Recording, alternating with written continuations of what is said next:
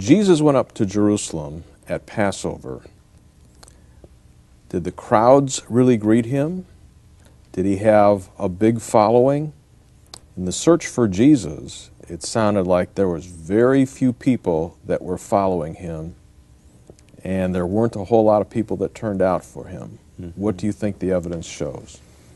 Well, on this one, I would have to say that there's this core of followers of Jesus. There's the 12, plus the women, plus a somewhat larger circle of followers, including some Judean followers, like we have Mary and Martha, who lived in Bethany, just outside of Jerusalem. We have Lazarus, who lived in Bethany, just outside of Jerusalem. We have Simon. We have others that seem to have been Judean followers of Jesus. So yes, there's a coterie of followers of Jesus. There's no doubt about that. But they're going up to Passover with the Galilean pilgrims. There's no doubt about that as well. So certainly it's true that the crowds were much larger than the circle of Jesus' followers.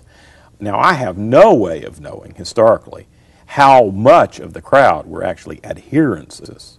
What I do know is that the acclamations that are made in our earliest gospel in Mark, blessed is the one who comes in the name of the Lord, were the traditional acclamations that would be made as a person goes up to a Passover feast.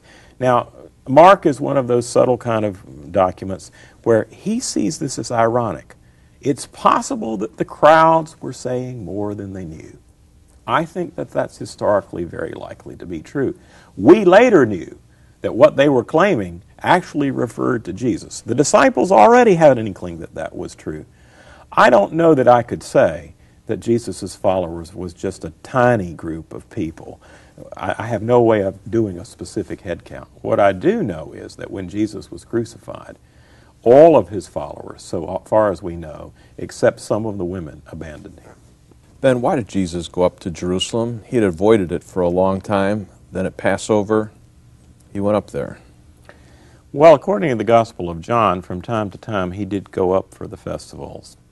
But, there are pieces of gospel evidence that suggest that Jesus saw himself in a prophetic light, without a doubt, and even indeed said it's, just not done for a prophet to die anywhere outside of Jerusalem. If he did see himself in a prophetic light and believed that his prophetic message was for the whole people of Israel, then you need to go to stage center. You need to go and make your teachings or do your prophetic signs in a place where all the people would be, and no better time than Passover, perhaps the biggest of all the Jewish festivals. This was the time, this was the place for him to present himself to the people of God, make his claims directly and indirectly, and do what he was going to do. Do you think that he knew he was going to die? Oh, I don't think it would have taken a clairvoyant person to know that in a politically volatile environment, if you go around doing the kind of things Jesus did and saying the kind of things Jesus did about the coming of the kingdom of God, that you could anticipate a violent end to your life. There's no doubt about that. But also, a lot of the things that Jesus said didn't just have a political edge, they had a spiritual edge to them. And what they suggested is that Judaism needed a radical makeover. And that also was an unwelcome message.